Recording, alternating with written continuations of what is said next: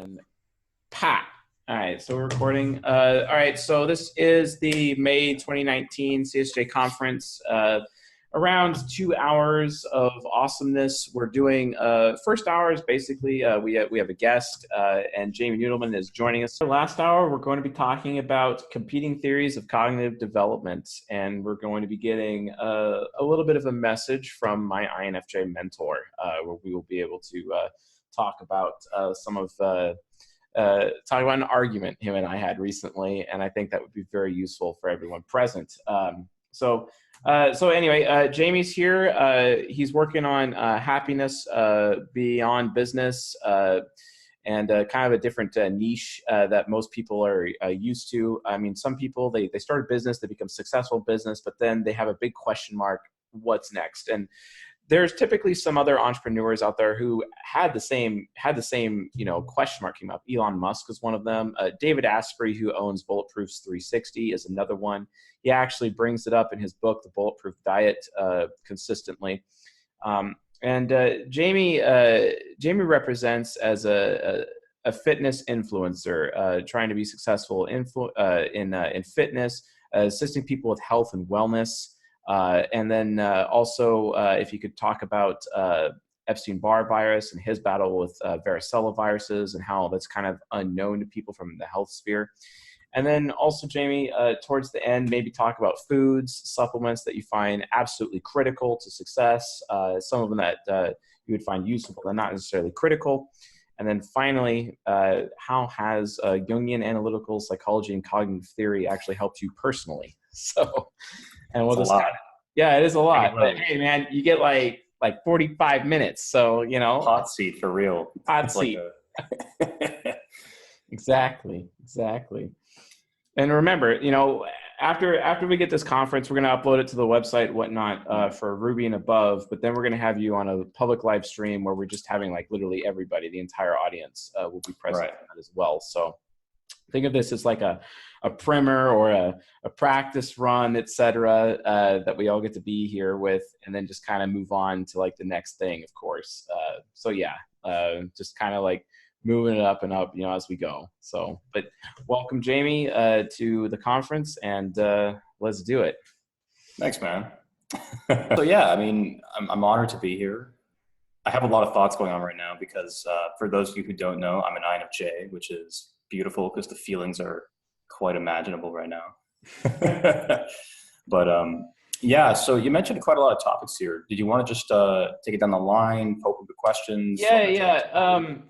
Talk to us first about your business and your niche, happiness beyond business, and what exactly does that mean? And what are the needs that you have identified, and how can people really understand, like there's big question marks that people have after they become successful in business. And, because like we even see this like in education, people get their bachelor's degree or their master's degree. And then it's just like, okay, well, what's next? You know what I'm saying? Mm-hmm. So what exactly is next, right? Someone, let's say they got their successful side hustle going, it gets more successful, becomes their main hustle, they quit their day job, they have a little bit more time on their hands than they had previously, but they're still moving forward to a business. Sometimes people start additional businesses, or sometimes people just realize, I've been obese for like the last 10 years. I probably shouldn't be anymore. What do I do? You know what I'm saying? We should go like ask them for email. Like these questions. Sorry. Poor Vicky had to mute her. That's cool. Go on. So anyway, yeah. So if you could just kind of walk through like some of your ideas in that area, that would be fantastic. Yeah. So this was the thing that was going on. I mean, a bit more about me. It's really about preventative healthcare, because like the story portion of this is that my entire life I've watched my family go through health problems, disease. I've watched the majority of my family disintegrate. Not in anything like, I'm not going to call it bad ways, but it's a normal habit in like the current day and age, but it's built up over the decades, which is cancer, heart disease, hypertension, diabetes type 2, the list goes on.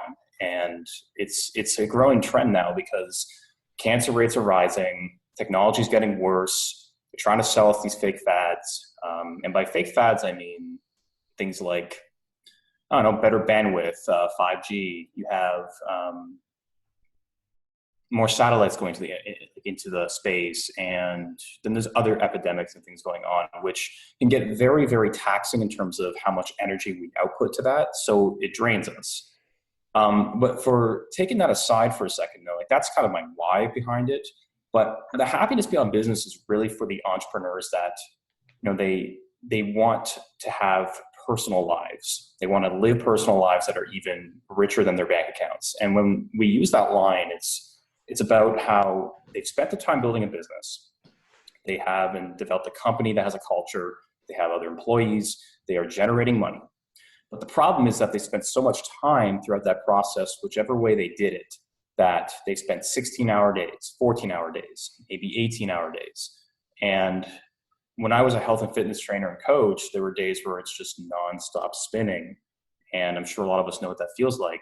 But there comes a point where we don't know what's coming next. And some of us, and I guess with the Jungian psychology and cognitive functions, some specific personalities will think so far futuristically as to what the next step has to be. And then perhaps some will not, and will be focused elsewhere. And you can correct me if I'm wrong with that, because I'm still studying and looking into that. But the point behind this group and this movement is that it's about less time in business and more time with our lives. And that's something that seems and sounds so simple to digest, but it's not, because we become addicts to the habits and the conditioning we've reinforced on ourselves without even recognizing it. It's subconscious patterning and behavior. So when we do finally realize that, to break the habit of being that way is so difficult and it's so challenging. And so that's what the movement's about. It's bringing in entrepreneurs who are generating money. They have a business, they have a company, they are not stuck on income, and they're to a point where they know they have had a life before, and they still have the elements there, like family, kids, for example. They have, pets, they have, a girlfriend, a relationship, maybe they're engaged, maybe they have, fiance, etc. Or they want to get back into the gym. They want to work on a routine. They want their health back. They want to learn about nutrition. They want to be more active and meet new people. They want a social life. They don't have too many friends. I mean, I can raise my hand here or finger and say that about from 2017 until I'll say today, that it was really challenging to go through a period where I was more independent. I was working remotely from home. I wasn't in the gym anymore because I pivoted as a trainer and a health coach, working with high six-figure and lower seven-figure entrepreneurs in the internet marketing space, to literally just being a remote video editor and building websites for entrepreneurs. I did a complete pivot. And the reason I tell this story quickly is because I went from being out there externally to someone that was stuck inside internally. And so how do you think that environment changes the inside? Like, how do you think that impacts my growth, but also the way I see the world with perception? It's very different. It's very different when you're forced to be in one environment because that's the best place for you to get your work done, especially in like the video editing space and like the motion graphics, special effects kind of world. Like, you're not just going to go to a Starbucks with a laptop and a mouse pad and like this bulky thing. It's just, it doesn't make sense. And so I tell this part of the story quickly because I was forced into isolation mode, and I got so addicted to being afraid to talking to people, and it actually got worse. And I found it so interesting because I'm a big experimenter of these things.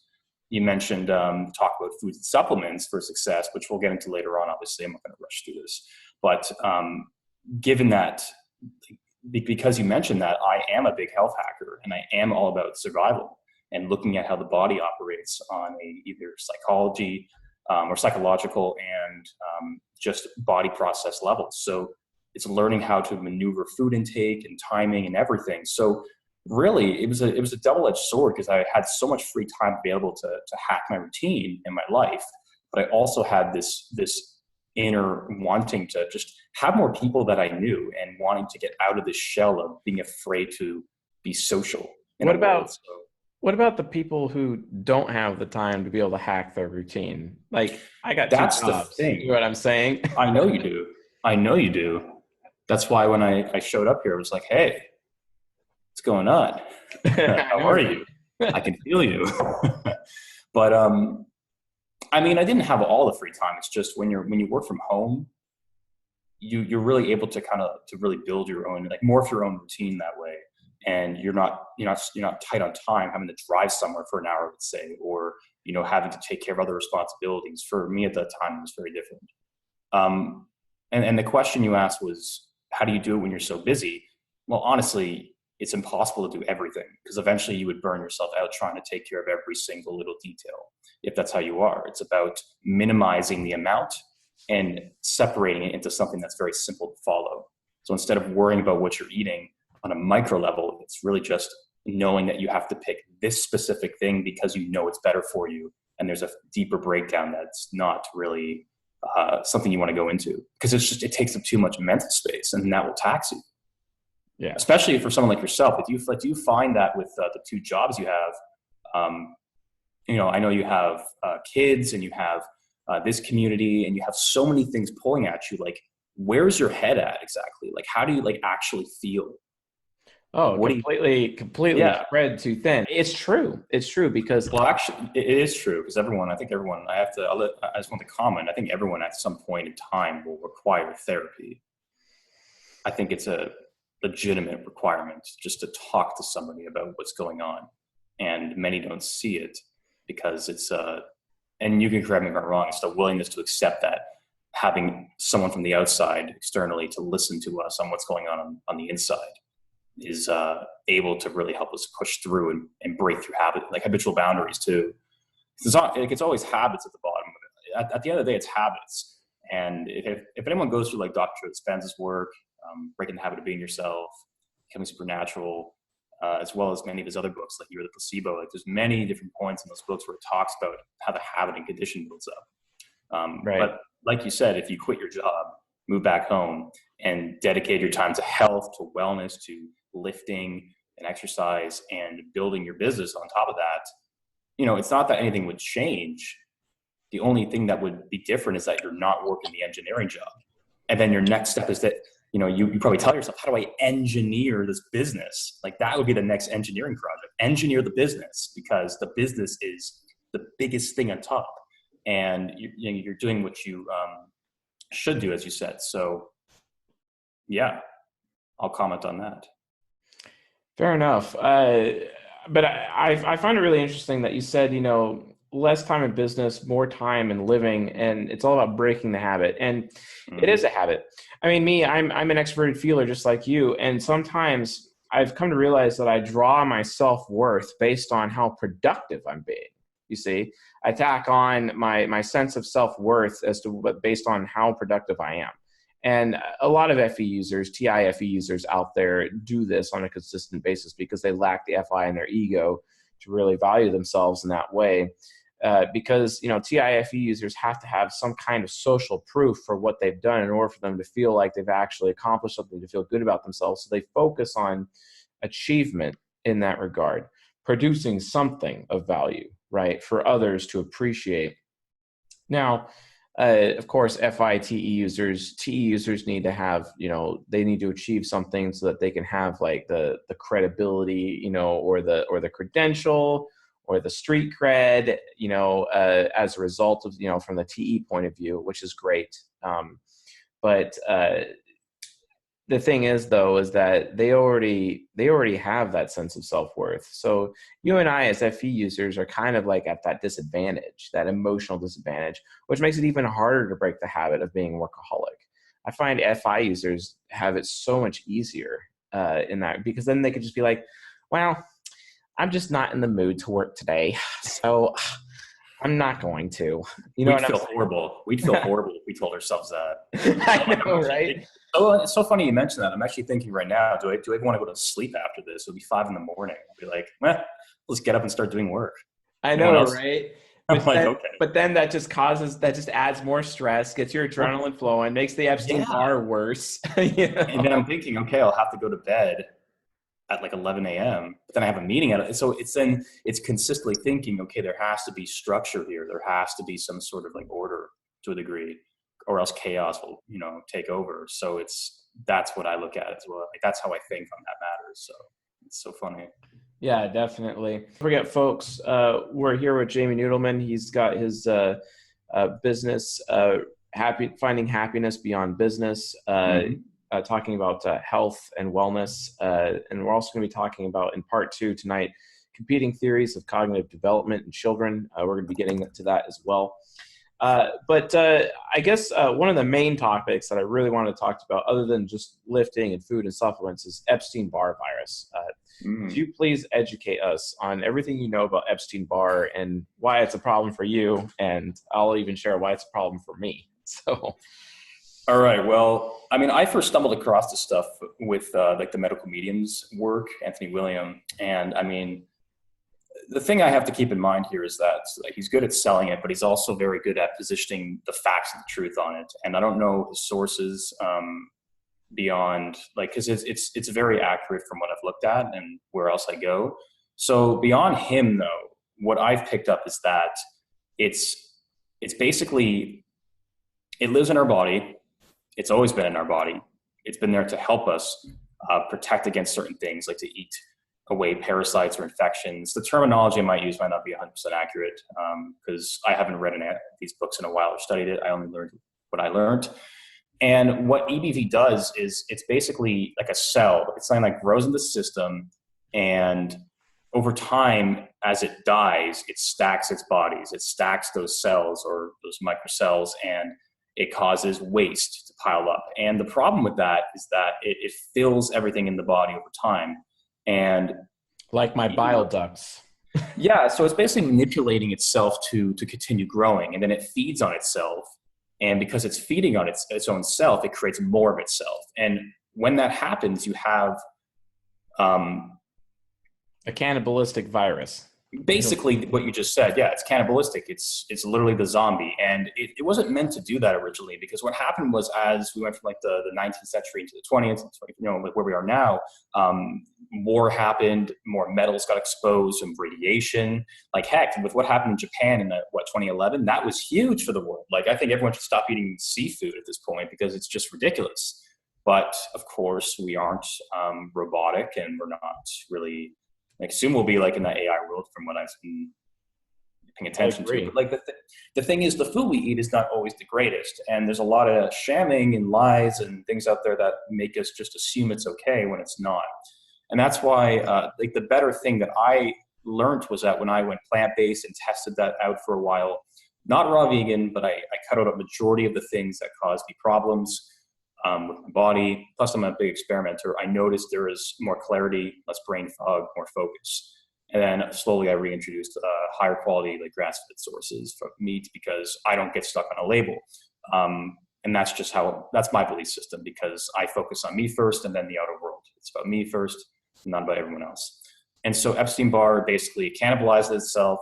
And that's actually how, according to what the source says, how cancer grows in different organs and different tissues. So for instance, they say thyroid cancer, or all these conditions you get with elevated thyroid levels or lower thyroid levels that require medication, comes from Epstein Bar. That first is in the liver, because the liver is basically the powerhouse of all functions in the body. I think there's like over 2,000 functions of the liver. And like, I sound like the medical medium, just because the information can be absorbed. It's all good, man. What's his claim? Like 500, there's only 500 well-known sources by medical science and research in that system that are documented on what the liver function is and what it does. And apparently there's 2,000 more. And so because of all that, all we have to know is that the liver takes care of the body. When we eat food that's wholesome and has micronutrients, like your vitamins, your magnesium, your copper, selenium, etc., it stores in the liver. And if Epstein-Barr virus goes into the liver and builds up there where it can hide, because a lot of things, what we have to remember as humans is that we're not like this perfect being. Within every single human, and I don't want to say this because it's kind of gross, but there's parasites in us. There's parasites that are living.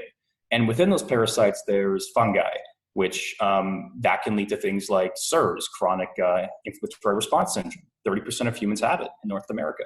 It's like a toxicity to mold, let's say, stuff like that. And that gives you like exhaustion, fatigue. And then within fungi, there's bacteria. And then within bacteria, there's a virus. So what happens when you look at it like that, and when you kill, let's say, a parasite like Epstein Bar, and it's just sitting there, this dead body cell, everything inside of it comes out, and that's the next trigger, and that's the next thing in the system. So to simplify it, if they're stacking in the liver and they're overpopulating, eventually they're going to run up to a different location. They're going to infect another spot, which would be, for example, your spleen. And I have it too. When I go to I have a lady 2 hours from my home in Toronto who I drive to. People think I'm nuts because I drive 2 hours to a certain massage lady, but she's not like a regular therapy. So yeah, she drives 5 hours to a lady that can reduce her pain in like instants. It's not things that are tied to RMT at all. It's very advanced. It's stuff you learn that varies from specific people. My left rib, she noticed something's off, and then she's like, "Oh, your spleen is so enlarged." And the spleen gets enlarged because of Epstein Bar, but it also ties into, from what I understand, is the HHV, the HHV, which is will be under a different section of, I don't know, that ties into like the herpes and the CMV. It's a whole stream of strains that exist out there. Human and like, beings understand bacteria more than virology. Listen, here's the thing. When I work out at gyms and I watch people, like I'm watching people all the time, even as a trainer, people would just like touch weights and then like just unconsciously touch their face and like lick their fingers or like bite their nails. And I'm like, dude, you're touching weights. You're touching bacteria. So in my mind, it's not always us purposely getting what we have. It's accidentally doing something that harms us. For instance, how often do people actually like disinfect their phone? They're on a bus, right? They're at the gym. Like I haven't disinfected my phone in months because I'm just experimenting, but like, it's because you don't know what's going on. And so with Epstein Bar virus, going back to that, it builds up in the liver, and then it'll go to the thyroid, it'll go to the spleen, and it'll just spread throughout the body. And over time, it has 4 different stages. And the biggest takeaway on that is the second stage is what they call it's the kissing disease. It's mono. It's what you get. It's when you're like in your teens. Some get it later on. It's basically when you get that illness, that sickness. And I think I had it when I was 19, which means that, well, the EBV, the Epstein Bar, must have stacked during that time frame. And then usually what doctors say is that it's okay after that. Like it's gone. It's not going to do anything. Well, no, it's in the liver and it's hiding. And that's when you get to stage 3, where it starts to do nerve damage. And, you know, as some of you might know, the vagus nerve in the system is the most, like the biggest networks, is part of that network system, and it's a very big nerve. And if that one gets damaged, you have all sorts of pain. I have a friend in Toronto who has pain throughout her entire rib and her back. And every single RMT, every physio, every chiro, every osteo, they just don't know how to figure it out. And it's because they're not connecting the dots here. And that's the problem. There's like a prerequisite that must be known now. And unfortunately, a lot of the research and science is not fully caught up yet, which is right what is being shown. So the biggest cure with the whole Epstein Bar virus is to, as you mentioned, reading in my opinion too, the medical medium books. It's already done. Like I consider an educate forever, write my own books, but no, take his stuff and just self-absorb it for a couple of weeks and implement and flush your body. He started that whole celery juice movement. Kathy and I juice celery every day. And you just do it and you feel better. Your body slows down. I found it really interesting that from a celery juice standpoint, because he recommends 16 ounces a day every morning when you wake up of fresh pressed celery juice. And I get one of those masticating juicers, one of those omegas, and I juice with that. And he says that because of that, the salts, the specific salts that's contained in the celery juice itself, it actually leads to an increase in hydrochloric acid within your stomach, which gives your immune system and your digestive tract all of the weapons it needs to actually reduce the viral load of Epstein-Barr in your system, not including also other bacteria, the cofactors like Helicobacter pylori, which when it breaks the blood-brain barrier, women develop multiple sclerosis, for example, or Devic syndrome, although Devic syndrome was more Epstein-Barr related because varicella gets into your central nervous system, and it can also produce lesions just like multiple sclerosis can. It's Devic syndrome. Now, a woman who I was in a relationship with for 4 years actually developed tumors on lesions on her on her brainstem and at the base of her brain, and she was going to die. It was really horrible. But we had John Brisson involved, who's going to be with us next month. We did a bunch of research. We changed her diet immediately, and all of a sudden, those lesions are gone. And she lived. I mean, half her body stopped working. Like, one hand was warm, the other hand was cold. It was a very scary situation. She couldn't feel her legs or her arms or half her face. Completely neurological disorder. And it was just funny and amazing to me to watch, as this ENFJ in front of me just started deteriorating, and the doctors could do absolutely nothing about it. They're like, oh, this is inoperable. And I'm thinking to myself, why operate? How about solving the problem, which they just don't know? They don't understand the inner workings of Epstein Barr and how dangerous it can really be, and the fact that almost everybody has it, right?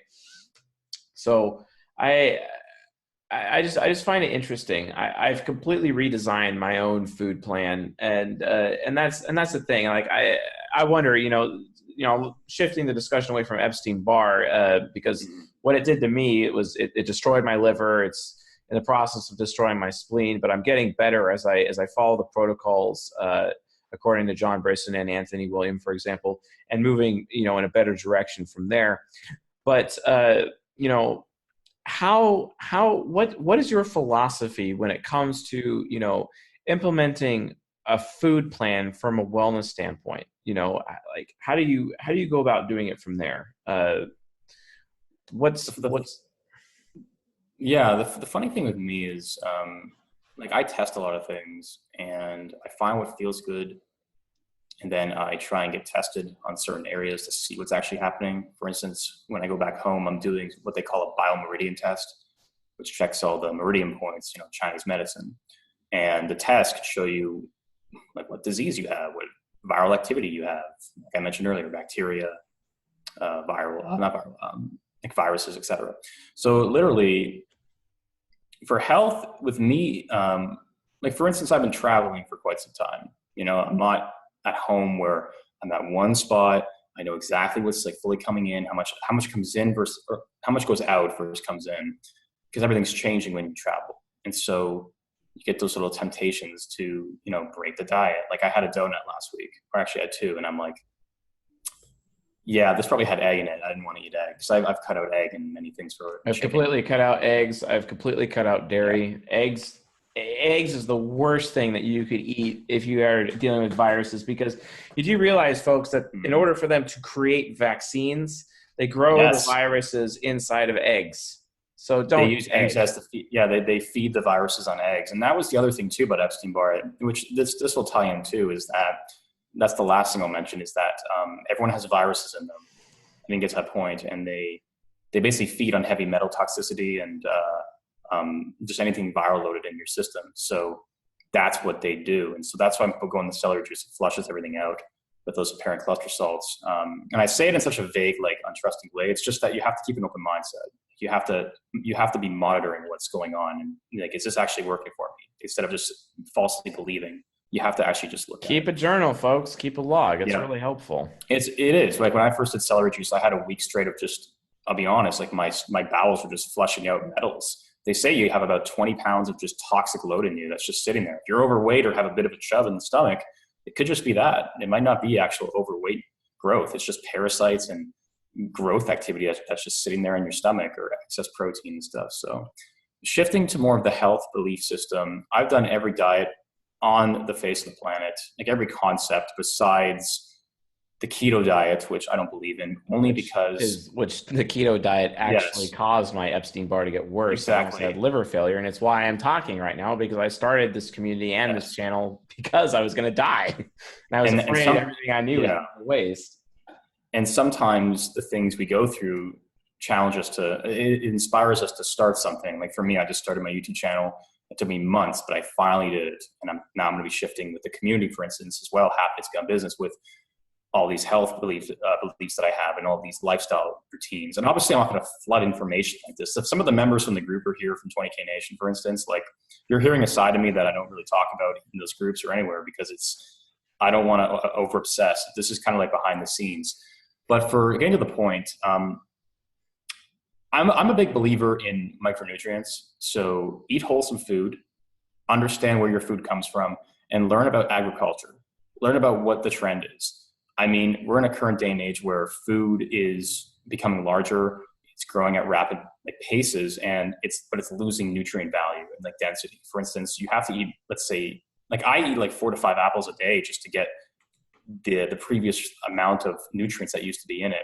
And it's kind of like a current argument because some say that, oh, it's the carbon change, or it's, with what's going on with greenhouse emissions and gas. And people here have information on that, then go for it.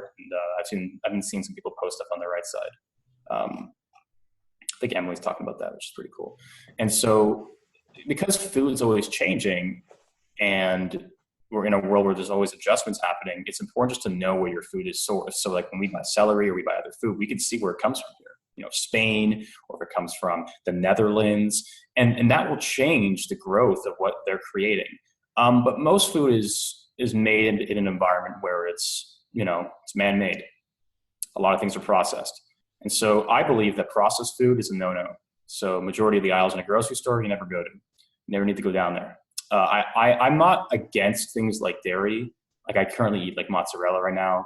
But cheese in itself it can be harming when you're just if you do it. I find if you eat that stuff for too long, it stacks in the system. And what you currently have in that moment in time, if it's not dealt with, will build up. So it's better to flush that out and do a cleanse every couple months, which is why the Liver Rescue book talks about his 9-day cleanse, which does work. It really does. You feel better.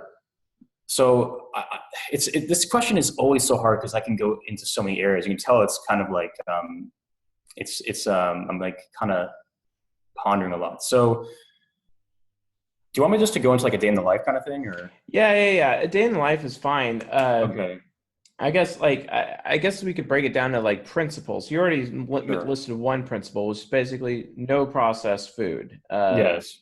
And then avoid dairy, which is important. And then we obviously have the no eggs rule,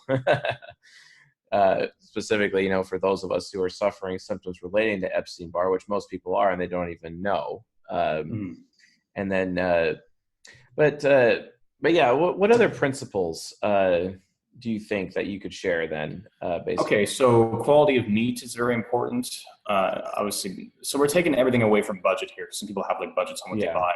You can buy anything in the world, highest grass-fed quality meat, go to the farms, find it. Again, it goes back to time and how much availability we have. I think grains are kind of off, wheat. I think wheat's the worst thing because it disconnects the gut to the brain. The gut is its own system in itself. It's its own, it's a different part of the body. And so with that, you don't want to have inflammation, which it will cause. And, if you want to test that, just try having a giant pasta meal at lunch. You'll be exhausted. Add cheese and you're even more exhausted. And that feeds everything in the system. I can second that one. Now, I worked with a company that had this belief system, at least the co-founder had this belief system that vegetables are just horrible for you. No kale, no broccoli, no this, no that. And I was like, why is he talking about that? He was a big fan of tubers. And then this is when it hit me that every single health influencer person, whatever, has their own belief system because they had success. So I realized I had to step into my own understanding of what I want to do. And so vegetables, sometimes it's a hit or miss every day. I'll cycle through the usual stir fries, stuff like that, where I can throw in garlic, and then onion and broccoli and all these cruciferous vegetables. And yeah, sure, doing it every couple of days, cool. It adds to the system. As long as within a week's time, I'm touching different food sources, I'm getting different, plants into my system, different meat sources, cool. But I don't really over obsessed that much anymore. My biggest thing is on the micronutrients. So trace minerals, because our water is just horrible. Most water is just potent with fluoride, which comes from aluminum basically, as a neurotoxin, which does damage liver and sits in there. So it's better to really have better water quality. Don't buy a Brita filter, reverse osmosis, add trace minerals back, so it takes away minerals and clears it, or get a Berkeley filter. Costs a couple $100. But you know what? That's a couple $100 to save your health through something you have to drink every day. 2.5 to 4 liters, 5 liters if you're someone who trains, exercises. And then the other thing is I eat a lot of fruits. That's the biggest thing I've changed. It may just because of the influence on medical medium, but I eat a crap ton of dates. I eat a lot of apples. I eat a lot of frozen fruit, cherries, kiwis, bananas, pineapple. When I get sick and get like a cold, I eat a whole pineapple because the bromelain from the stem and the core of the pineapple, which by the way, they cut out when you buy like a pre-cut pineapple. It's just how they do it. That stuff is amazing. And of course, obviously with flus and fevers, it's a little different. And so you can see like everything's about understanding what each food source can give you, because every food is different. Every nutrient it gives you is specific. For instance, in Bulgaria, when I was there prior to Malta, I found they had roasted apricot seeds, which are high in B17, which is a very, very big vitamin for preventing cancer.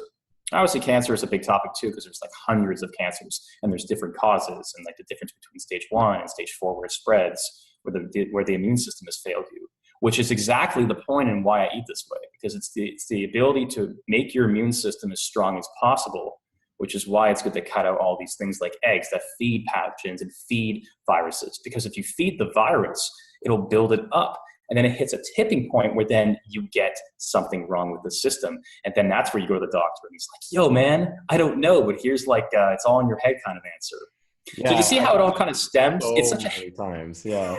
Well, I went to a hospital here to get checked for a couple things. I mean, it's privacy stuff, but like, I was like, wow. I said like, yo, like you're actually, like you're not like a medical doctor back in North America. And he was shocked. And I'm like, you're not. Like you actually give thorough answers and you understand what's going on. It was very different versus the so-called, like, this is my one opinion and that's it. I'm not open to it. And I found that strange. The STJ way, as most people would notice. Is that it? A lot of allopaths are STJs. And this is my opinion, and you're just going to have to get over yourself. It's really frustrating. A lot of people don't realize that, psychologically speaking, the majority of doctors out there are STJs. And those are the people who are the fastest to put their heads in the sand. I don't like that because with my family, I talked to my family throughout the week, and I was reading how someone had I think they did testing on their blood pressure and they dropped it by 20 Hg. And I don't study that stuff, so honestly, this is like unsolicited information from my end, but it's like they dropped their blood pressure went down by 20 Hg, and then their cholesterol went down by 40 points. And I'm like, okay, so what did they do to do that? And they were just juicing celery. And I'm thinking, could it be that, or like the entire mindset switch to believe in that if they go through this process and start focusing on the right foods, such as celery juice, and including more things like potato and tubers like sweet potato, and bringing in more of those fruits and vegetables that help support the system and give you micronutrients, that perhaps everything will reverse itself. Because let's remember here that although it's the food we're eating, it's what's inside of us. There was a time when I had a heavy buildup of candida. I did a test on this, a couple different tests. I did one where you spit in water in the morning and you come back to it in an hour and you'll see it growing because it's bacteria. That's what it is. And that was one test I did, and I was like, that's kind of cool, kind of gross actually. But and then I was like, okay, what do I do? And so I cut out sugar, I cut out wheat, I cut out alcohol, I cut out caffeine and coffee. Which coffee is both good and bad in my opinion. Dave Asper, you mentioned, he talks about his experience with that because he had SIRS. But then Jack Cruz and Anthony William were like, well, it could contribute to adrenal fatigue, so you got to be careful. Measure where you're at. Just stage 4 adrenal fatigue means you're on the bed, you can't move, you're done. And one of my ex-clients had stage 3. He just, although he was doing other things like stacking hallucinogens with coffee and pre-workout, you're asking for it. You're asking for a change. This is why I completely abandoned pre-workout. I don't do pre-workout at all. And yes. Well, I worked with KenoBody.com for quite some time, and I don't know where they sourced their stuff from, but they brought together a pre-workout that has I am working with them now. Thank you for the recommendation. You're doing their program, aren't you? Yeah, I am. I'm doing the KenoBody, Keno Warrior system. And it's pretty good. I didn't think the guy was credible up until the point when he started talking about his fitness plan. And it's like, okay, 0.8 grams per pound of body weight. And I'm like, yes, finally someone understands, because I'm so tired of people saying 1 gram of protein per pound of body weight, which is just overloading the system. And in reality, it's actually 0.64 up to 0.8, basically. That's true. So there's a range there. You don't necessarily have to have that high a range. You're counting your calories or your macronutrients. By the way, I don't have to count calories. You count macronutrients. That's what you're supposed to do. That's yeah, and tying it back to happiness beyond business, a community that Kat and I are building with our network and some of those who are here that are possibly in the group. That's the philosophy too. Like, I can teach people how to track calories. Like, I used to do professional photo shoots where I would get ripped, like not like the steroid injected, lean down to that 6% on stage like body fat, because everyone in the competing space uses steroids, and I'm like, that's fine. Actually, I'm not against steroids. If you have to use it for your sport, you have to. Like, even powerlifters use it because it gives you a further edge to learn about like what your body responds to. But obviously, with health, you're declining and damaging organs. So right, it's the risk that you take with that. But I'm just putting that out there first. But I used to do these photo shoots, and the protocols required a lot of discipline, which I don't really have, but willpower that I do have. And I would just go to the gym at night, sit in the sauna for 30, 40 minutes, and just think and imagine and know the protocol and know what I have to eat, weigh my food out. It's not hard to weigh food. It really isn't. Yeah, I even have a graduated cylinder where I put like my oil in. You know what I'm saying? Exactly. And here's the thing. If anyone here is obsessed, because it creates an addiction, by the way, and addiction both can be positive and negative. And I'm just making that aware because like you can have like addiction to drugs. And a lot of my friends who are like ENFJs, I got one friend addicted to psilocybin because he had an out-of-body experience with that and quit his job and changed his life. But he was addicted to hallucinogens and went into more synthetic things. And I felt so bad. So I was like, why, man? And so then he learned over time that you have to let go because the inner work comes outside of that. And that's just kind of like an instant switch if you don't want to do the meditation. But like the body is addicted to that. And then it can also be in a positive way too. You can be addicted to drinking teas, addicted to making celery juice. Like there was a time I was addicted to making celery juice every day. Now I'm kind of like I'll skip a day. I don't feel like doing it, but then that's kind of like, where's my willpower going? Yeah, the amount of guilt that I have if I'm not measuring my food every day is that guilt or that addiction or the guilt addiction, because like the guilt will come, especially if you're an FE user. It's terrible. So we're about out of time before we go into our next segment here. But I wanted to just real quick take 2 minutes on supplements. What are the top supplements that people should take to just maximize their general health from your point of view? Okay, so there's a lot of topical supplements because some say they're just not good for you, they're synthetic, they're fake, they don't really work, they inflame the body, they damage the body. First of all, I'm not going to go there because we'd be here for 2 years, and I would need like research and studies for that. Plus, it's just too much. Your audience doesn't want it unless they do. We have a couple people here in the comments who are like going deep here, and I love it because that's the stuff that I could have pulled out for this.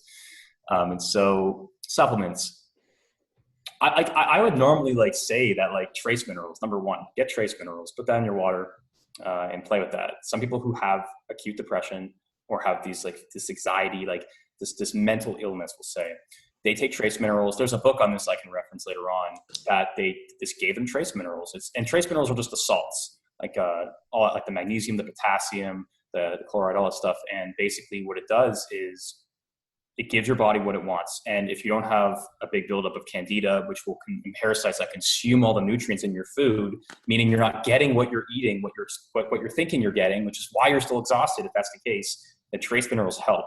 5 to 10 drops in the morning, throughout the day or at night. And you start small, build it up. And I ran out a long time ago, and I've noticed very big differences. But I'm not obsessed, so I'm okay. Other things, Epstein Bar Virus, at least, you want to use lysine. We talked about this before. Lysine's good. I do about 2,000 to 3,000 a day. And I don't use. I do about 6, honestly. I did 1,000 yesterday. I lied. But that's the point. You have to be hardcore because you're facing the spleen. Talk to Brittany, by the way. I know you're busy, but talk to Brittany. Have her tap in. She'll check in on that. And so, and you said cat's claw too, right? Yes, I was using. So cat's claw is cool. I was using liposomal cat's claw by Quicksilver Scientific. I obviously ran out. It's no point importing it and getting it shipped here. It's no point at all. It's going to cost too much. And that's the thing. It's nanoparticles, so it absorbs in your mouth. So you hold it there under your tongue 2 minutes, and it'll absorb. And it's a heavier dose. And cat's claw will go right through the liver. It'll destroy anything that's hiding there to a degree. Like, you got to consistently use it. And cat's claw and knack is good for healing the liver, because the liver is the powerhouse. If your liver is not functioning and it becomes a fatty liver, that's why you're gaining weight. That's why you're not healthy, as well as other things. It'll clear things like Epstein Bar. It'll clear things like HPV to a degree. You can actually cure HPV within 6 months of doing this if it's consistent, within other measures too. So that's other things I can get into, like sound frequency healing, Rife technology. You know that one, spooky too, fun times. Or Oregon energy, there's all these different things. And other supplements. I mean, ester C is cool. Vitamin C, we need that stuff. It's good for the immune system. I had 6 grams of that today. I'm going to be doing another 2 grams soon. I'm actually sweating right now because of the amount of vitamin C I've been taking. I don't take it. I had a powder here, but I don't take it. I actually stopped. I just take lysine and a bit of zinc. Now, here's the big one. Zinc is the big one, because a lot of men have pornographic addiction. They watch too much sexual content. And I know this because in my past, I used to have this. I'm open about it because if I don't speak up, people are going to never hear this stuff. So they're addicted to pornography. They're addicted to watching these things. I had a 4-year addiction to it during high school, so I completely understand where you're coming from.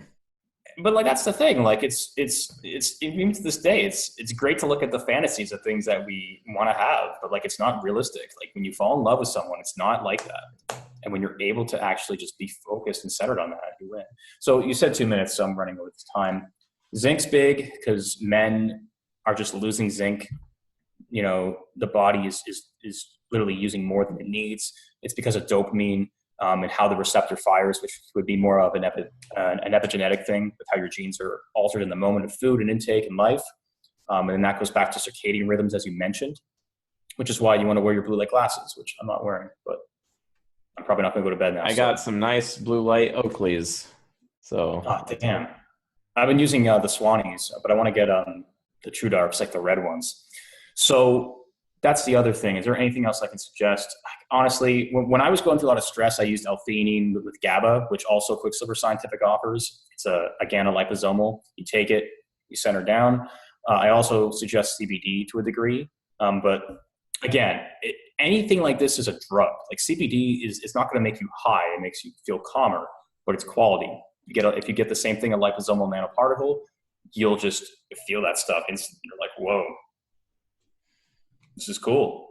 And then your stress levels go down. If there's anything you can do, L-theanine, GABA, and CBD, just reduce stress. If you reduce stress, you reduce aging, and you're just better at focusing on your work, not worried about things, you're not having a heart attack, you're not giving yourself adrenal fatigue from all this pumping out of adrenaline, and etc. So those are my thoughts. And it's always changing. So those are some of my suggestions. Not a bad thing that's changing. We always have to consistently learn as much as we can. I'm just thinking of what I used to take as I run out a lot of things here, and I just chose to not take things to see how my body would react. Curcumin's great. Bromeline's great. Frankincense is great. There's a certain clay you can take which flushes your system. I forget the name of it, but that's not relevant. I just named funny things at this point. So you can tell I'm really just getting restless. I'm like, what else is there that I would really suggest? Well, I mean, partly combined with 3 a.m. So, well, 4 a.m. at this point. So that is it. All right, cool. Well, thank you, Jamie, for joining us and being our guest for this conference. I really appreciate it. I'm going to take a quick 1-minute break